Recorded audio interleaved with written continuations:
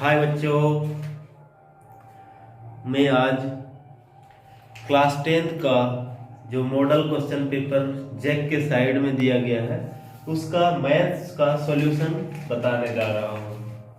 तो जो भी मेरा इस चैनल में नए हैं तो चैनल को सब्सक्राइब करें और वीडियो अच्छा लगे तो लाइक एंड कमेंट जरूर करें। तो बिना देरी किए हुए मैं इसका सॉल्यूशन बताने जा रहा हूँ। मॉडल सेट 1 ये टर्म 2 का है, ठीक है। तो सेक्शन ए का क्वेश्चन नंबर पहला जो क्वेश्चन है वो दो बिंदुओं के बीच की दूरी चाहिए। क्वेश्चन नंबर 1,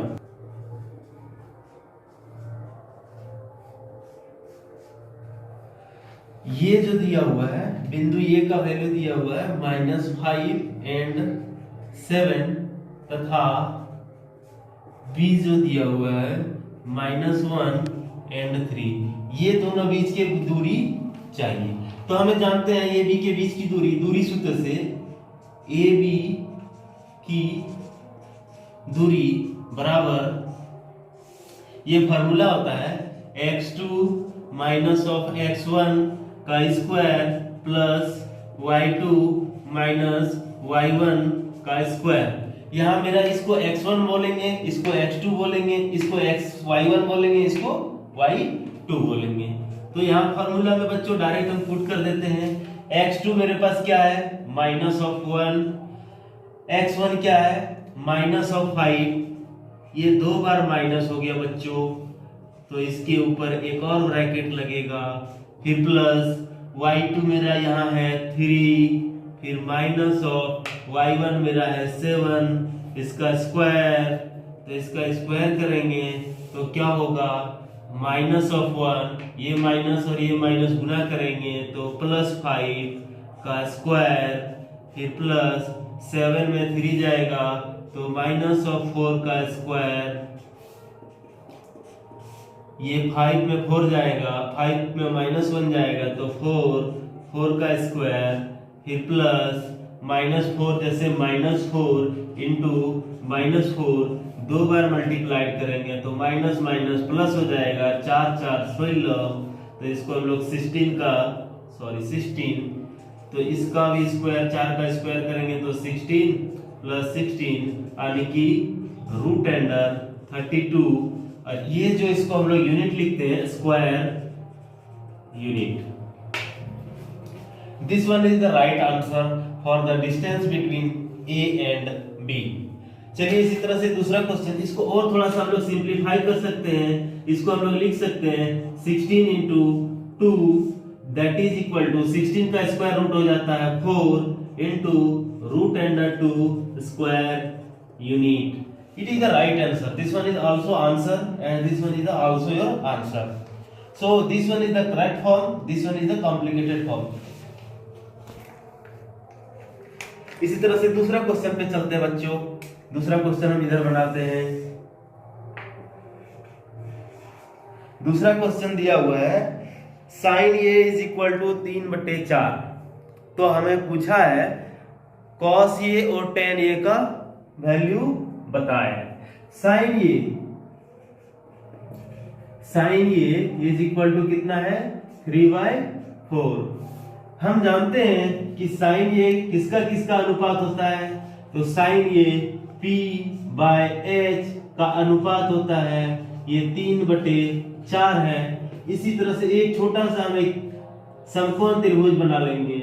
समकोण त्रिभुज कुछ ऐसा होगा, इसको हम लोग मान लिए इस शीर्ष बिंदु को ये, यहाँ मेरा समकोण है तो B, यहाँ मान लिए C। इस एंगल की बातें कर रहे हैं एंगल A, तो हम लोग P इज इक्वल टू मान लेते हैं, माना कि P is equal to 3K तथा H is equal to 4K। तब यहाँ हम पाइथागोरस थ्योरम का प्रयोग करके b का वैल्यू निकालेंगे। जैसे इस कोण का मान दिया हुआ है तो इसके सामने वाली भुजा को हम लोग क्या बोलते हैं p का दिया हुआ है 3 के हम लोग माने हैं, और 90 डिग्री के सामने वाली भुजा को क्या बोलते हैं h, तो h का क्या दिया हुआ है मान 4k। तो हमें b चाहिए, तो पाइथागोरस थ्योरम का हम लोग प्रयोग करके लिख देंगे h का स्क्वायर माइनस ऑफ p का square is equal to h का स्क्वायर 4k का स्क्वायर माइनस ऑफ 3k का स्क्वायर। इसका स्क्वायर करेंगे तो कितना होगा 16k स्क्वायर, फिर माइनस 3 3 जार 9k स्क्वायर, 16 में से 9 जाएगा तो कितना बचेगा 7, और फिर k स्क्वायर इसका रूट अंडर, k स्क्वायर के रूट अंडर से बाहर निकालेंगे तो ये हो जाएगा रूट 7k। अब जिसका मान पूछा हुआ है देयरफॉर पहला मान पूछा है cos of a, cos of a किसका किसका रेशियो होता है, तो ये होता है b/h। b का वैल्यू मेरे पास अभी निकाले root under 7k divided by h हम लोग कितना माने यहाँ तो 4k, ये k से k कैंसिल्ड आउट तो मेरे पास जो फाइनल आंसर होगा रूट अंडर 7/4। इसी तरह से तथा tan a का वैल्यू चाहिए, tan a क्या क्या रेशियो होता है तो p/b, तो p/b, p क्या है यहाँ 3k, सॉरी p/h, h क्या है तो 4k, k कैंसिल आउट तो ये कितना हो जाएगा 3/4, सॉरी p/b। b का वैल्यू कितना है मेरे पास रूट अंडर 7k अभी निकाले हैं तो root under 7k, k cancel out तो ये बच गया मेरा रूट अंडर 7। दिस इंप्लाइज हम लोग लिख सकते हैं tan a is equal to 3/रूट अंडर 7। हम लोग जानते हैं कि नीचे रूट कभी नहीं देखना चाहिए, रूट जैसे होगा तो इसको हम लोग परिमेयकरण कर देंगे, ऊपर भी 7 रूट 7 से मल्टीप्लाई कर देंगे, नीचे भी 7 रूट 7 से मल्टीप्लाई कर देंगे तो ऊपर कितना हो जाएगा 3 रूट 7 और 7 रूट को मल्टीप्लाई करेंगे तो 7। ये दोनों आंसर हो गया मेरा, एक आंसर ये और एक आंसर ए। तो बिना देरी किए हुए तीसरा क्वेश्चन बनाते हैं। तीसरा क्वेश्चन दिया हुआ है बच्चों,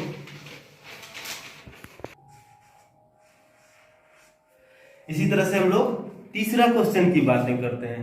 तीसरा क्वेश्चन जो है ये त्रिकोणमिति का है और त्रिकोणमिति में जितने भी फॉर्मूले हैं वो सारे फॉर्मूले का लिस्ट हम एक अगले वीडियो में आपको पूरा डिस्कशन के साथ बता देंगे। तो अभी बिना देरी किए हुए क्वेश्चन नंबर 3 को थोड़ा सा बिल्कुल आसानी सब जैसा एकदम समझने की कोशिश करें, फिर हम एक अगले वीडियो में आपको त्रिकोणमिति का पूरा फॉर्मूला का लिस्ट और उसका डिस्कशन के साथ बताएंगे कि कैसे कहां कुछ आता है। तीसरा नंबर क्वेश्चन क्या पूछा है, लिखा हुआ है कि 2 tan square 45 degree plus 4 cos square 30 degree minus of sin square 60 degree का मान ज्ञात करें। तो इस क्वेश्चन में दिया हुआ है 2 tan स्क्वायर 45 डिग्री फिर प्लस cos स्क्वायर 30 डिग्री फिर minus of sin square 60 degree. देखिए इसको हम दो तरीके से बना सकते हैं, लेकिन जो सिंपल भाषा में हम लोग समझेंगे उसका वैल्यू हम लोग ज्ञात करते हैं। जैसे हम जानते हैं 2 tan 45 डिग्री का वैल्यू कितना होता है बच्चों, तो 1, इसका स्क्वायर कर देंगे क्योंकि tan का स्क्वायर है, ठीक है। ये जो है 2 बार tan से मल्टीप्लाइड है, मतलब tan का स्क्वायर, इसका मतलब होता है tan का स्क्वायर 45 डिग्री, इसका मतलब होता है tan 45 डिग्री गुना tan 45 डिग्री, मतलब एक इसका वैल्यू 1 और इसका वैल्यू 1, तो इसको 2 बार गुना करेंगे तो स्क्वायर, तो यहाँ स्क्वायर लगा दिए। इसी तरह से cos का भी, cos 30 डिग्री का वैल्यू कितना होता है, तो रूट अंडर 3/2 का स्क्वायर फिर माइनस ऑफ इसका वैल्यू कितना होता है sin 60 डिग्री का, तो sin 60 डिग्री का भी वैल्यू होता है रूट 2/3 का स्क्वायर। अब देखिए बच्चों ये प्लस रूट 3/2 का स्क्वायर है और माइनस रूट 3/2 का स्क्वायर है, ये दोनों कैंसिल्ड आउट, तो मेरे पास कितना बचा 2 × 1 का स्क्वायर करेंगे तो 1 यानी कि 2 जो है आपका फाइनल आंसर है। इसी तरह से 4 नंबर की बात करेंगे। 4 नंबर क्वेश्चन में लिखा हुआ है, ये भी त्रिकोणमिति का ही है। ये जो है मेरा कॉम्प्लीमेंट्री एंगल से रिलेटेड सवाल है। तो कॉम्प्लीमेंट्री एंगल से रिलेटेड सवाल को हम लोग कैसे बनाते हैं, देखिए भाई नंबर क्वेश्चन जो है cos 38 degree into cos 52 degree minus of sin 38 degree into sin of 52 degree. तो देखिए इसको हम लोग कॉम्प्लीमेंट्री एंगल में चेंज कर सकते हैं। क्या करेंगे, इसको हम लोग लिख लिए cos 38 को 38 ही रख दीजिए, और इसको हम लोग लिख सकते हैं sin 90 degree minus of 52 degree minus of, इसको हम लोग लिख दें sin 38 डिग्री ही रख दिए, इसको cos 90 degree minus of 52 degree, cos 90 degree minus theta equal to sin theta, इसी तरह से sin 90 degree minus theta is equal to cos theta. अब इसको हम लोग सॉल्यूशन कर दें, cos 38 sin 90 में से बाउंड जाएगा तो कितना बचेगा भाई, sin 38 degree minus of sin 38 degree, cos 90 से बाउंड जाएगा कितना बचेगा, तो cos ऑफ 38 डिग्री। अब देखिए ये cos 38 into sin 38 minus of ये sin, cos को हम लोग आगे लिख सकते हैं मल्टीप्लाइड में है तो cos 38 degree into sin 38 degree. देखिए दोनों सेम है ना, cos 38 sin 38 cos 38 sin 38 दोनों कट जाएगा तो मेरा क्या होगा 0, यानी कि इसी का वैल्यू क्या है RHS, तो ये क्या हो गया प्रूव। अब क्वेश्चन नंबर 5 देखते हैं। क्वेश्चन नंबर 5 नीचे थोड़ा बना देते हैं, इतना थोड़ा सा आप लोग मैनेज कर लोगे। क्वेश्चन नंबर 5 क्या है, एक बेलन है जिसका रेडियस दिया हुआ है त्रिज्या r is equal to 7 centimetre और बेलन का ऊंचाई दिया हुआ height h is equal to 5 centimetre. इस तरह का बेलन है, यानी कि इसका रेडियस ज्यादा है और हाइट कम है। ठीक है, ये मेरा है 7 सेंटीमीटर और ये है मेरा 5 centimetre. h is equal to this much, r is equal to this much. तो बेलन का आयतन क्या होता है, देयरफॉर बेलन का आयतन फॉर्मूला होता है पाई r स्क्वायर h। पाई का वैल्यू कितना है तो 22/7, r का वैल्यू कितना है तो 7 सेंटीमीटर, इसका स्क्वायर करेंगे तो 2 बार गुना कर देते हैं 7 को इंटू h कितना है तो 5, ये 7 से एक साथ कैंसिल आउट तो मेरे पास कितना बचा 22 इंटू 7 इंटू 5 इतना सेंटीमीटर क्यूब। अब इसको मल्टीप्लाइड करना तो आपको आता होगा, 7 बचे 35, 35 गुना 22 करेंगे तो कितना होगा 35 गुना 22 यानी कि 35 दूनी 70, 35 दूनी 70, 770 सेंटीमीटर क्यूब। ये है आपका आंसर। अब क्वेश्चन नंबर 6 की बात करते हैं। क्वेश्चन नंबर 6 में आपसे पूछा है, क्वेश्चन नंबर 6 में पूछा है माध्य तथा बहुलक के बीच में संबंध बताएं, मतलब ज्ञात करें। तो माध्यक और बहुलक के बीच में संबंध है, ये सांख्यिकी का जो चैप्टर है क्लास 10 का, वहां आप लोग पढ़े होंगे, नहीं पढ़े होंगे तो फिर हम कभी नेक्स्ट वीडियो में आपको इसका रिलेशन बता देंगे। अभी डायरेक्ट आंसर आपको बता देते हैं। क्या होता है कि बहुलक इज इक्वल टू 3 गुना माध्यक फिर माइनस ऑफ 2 गुना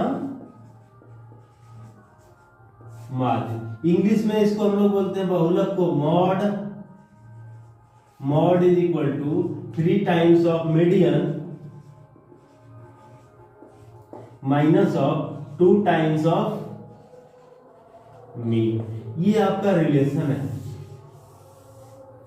अब अगला जो क्वेश्चन है आपका 7 नंबर, ये सेक्शन ए का ये लास्ट क्वेश्चन है।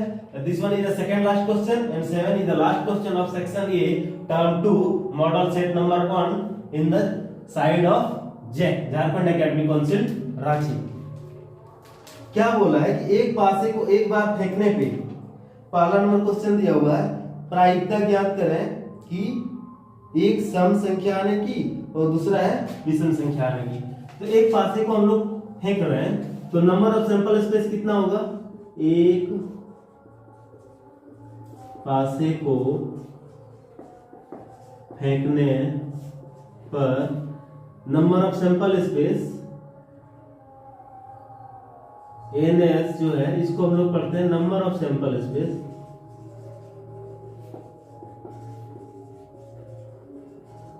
ये कितना है?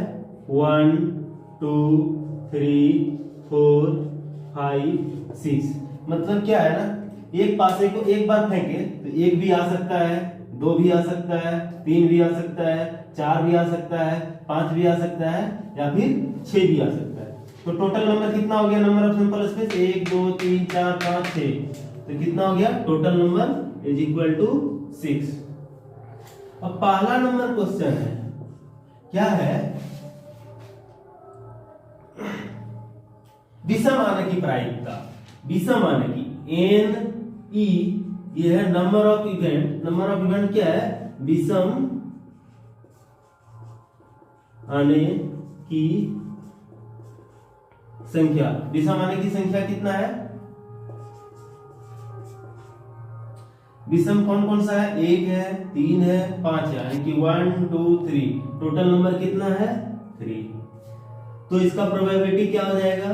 प्रोबेबिलिटी का जो फॉर्मूला होता है PE इज इक्वल टू, हम लोग पढ़ते हैं उसको NE divided by NS। NE आपके पास कितना है? Number of sample space 6।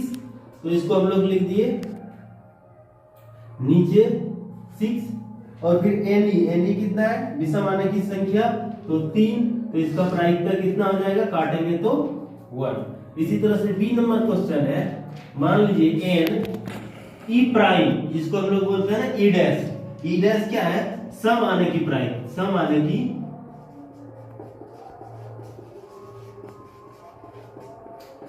की संख्या। कौन कौन सा सम नंबर है? यहाँ देखिए 2 4 और 6, यानी कि 1 2 3। टोटल कितना है? 3। तो इसका प्रायिकता क्या होगा? PE प्राइम, यानी इसका प्राइम बात कर रहे हैं। P इज इक्वल टू कितना होगा? NE prime divided by N।